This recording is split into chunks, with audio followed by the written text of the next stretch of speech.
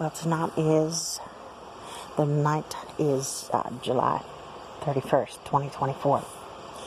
My reason for being here is I want to explain two dreams to you and get a bit of an understanding going between.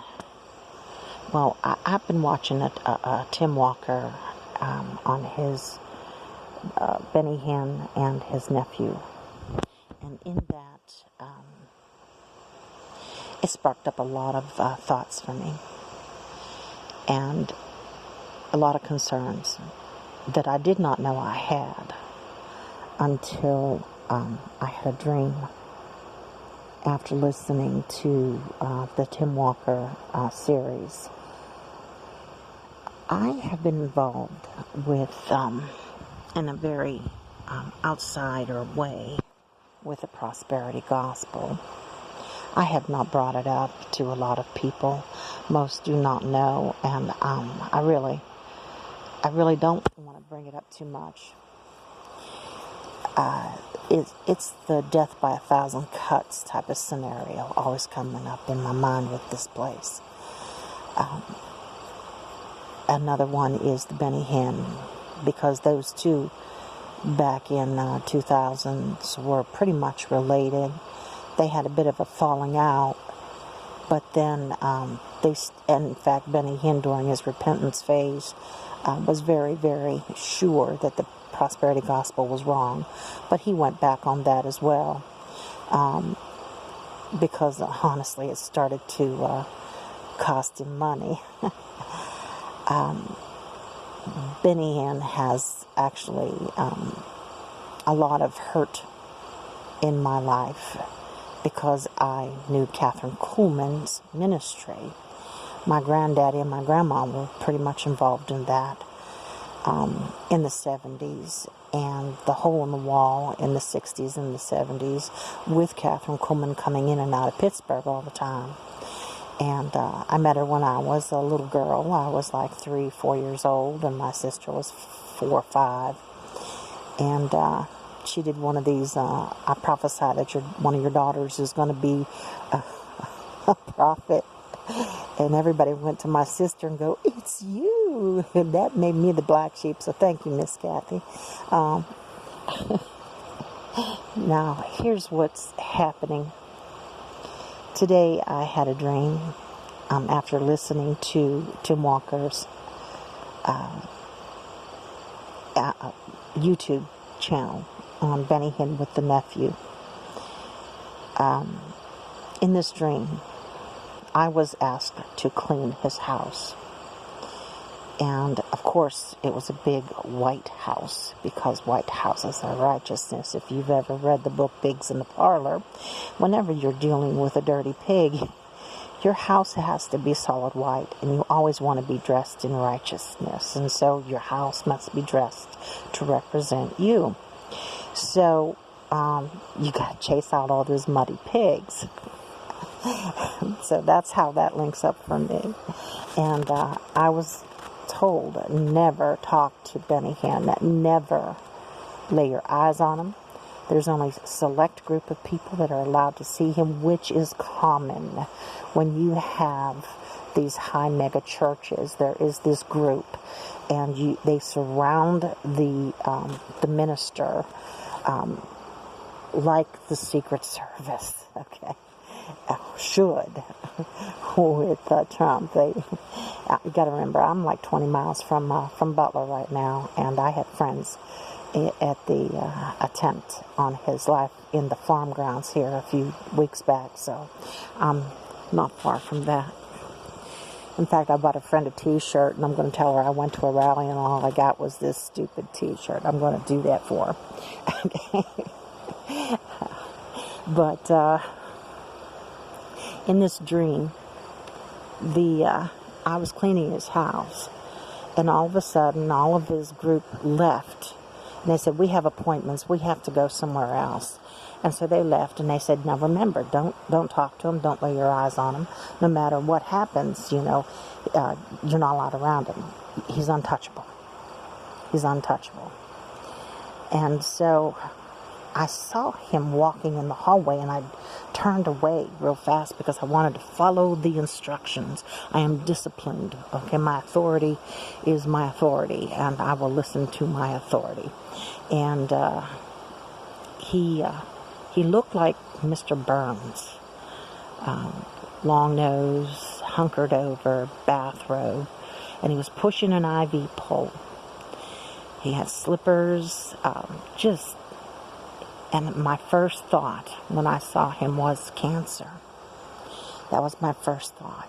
He has cancer. And then I said, but wait a minute, that doesn't look at all like the flesh of who he is. And God said, what have you been trained to look at? And I said, I've been trained to look at the soul and not the body, Lord. And he said, that's right. I have been trained to always look for the divinity within peoples. Never look at their outer shell. Their outer shell will be disabled. Their outer shell will be obese, will be overly thin. They'll have no teeth. Some will be bald. You can't go by the outer shell. You have to go by the divinity within. And the thing about the divinity within is what is within a man is his own responsibility. What you choose to eat, who you choose to follow, what you choose to learn from, whose table do you sit at? If you sit at the Lord's table, your soul's going to be bright. You're going to be the light of the world. You see, but this soul was cancerous. The soul that called himself Hinn was cancerous. So to take your soul to the next soul level, you have to always look at my future self. Look at the future self. If this was his future self and he was already filthy rich, what was he throughout the rest of the time? He was a grift. He was a grifter. He made his money by taking your money. He made his way by using the authority that you have in you that the Word gives. He used your God to be cancerous, to be a thief. And so that's how I viewed it. He was a cancerous, unhealthy soul. What do? Do I seek revenge? No. Do I seek screaming at him and using foul language? No. I seek what my future self will not regret. I seek the forgiveness and mercy. Those are the two things that honor my parents. My father taught me forgiveness and my mother taught me the need of mercy. What better than the two that needed it the most to teach me the most? So, the way I look at it is this. A sick soul leaves behind sick teachings. And he started to fall.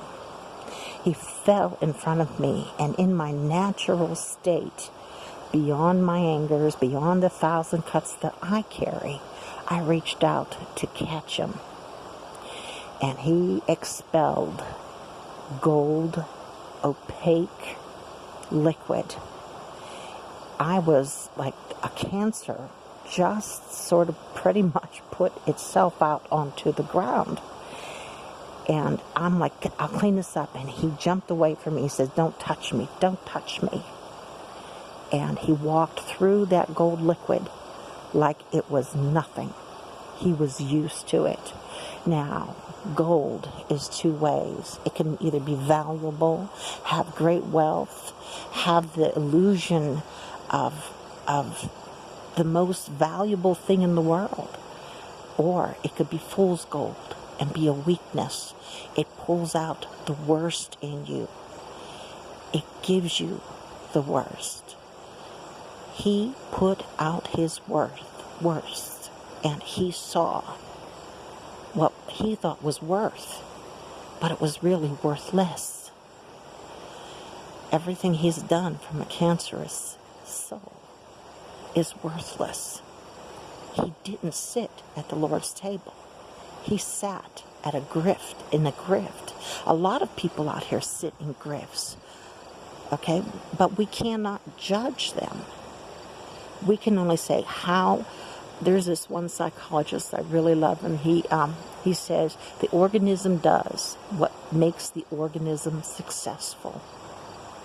And I just love that. That's on the behavior panel, by the way. And if I apply that to everything, including Benny Hinn, he's simply an organism with divinity in him. And by the way, all things have divinity. Okay, and what has made his organistic self successful was using the authority of God against everyone else. That was his grift. Now, I realized as soon as I wanted to move forward with him and pick him up and carry him, I was going to function in mercy.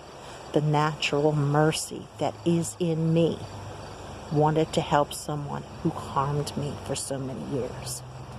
So, that is how we have to move forward with these people. We have to move forward with mercy.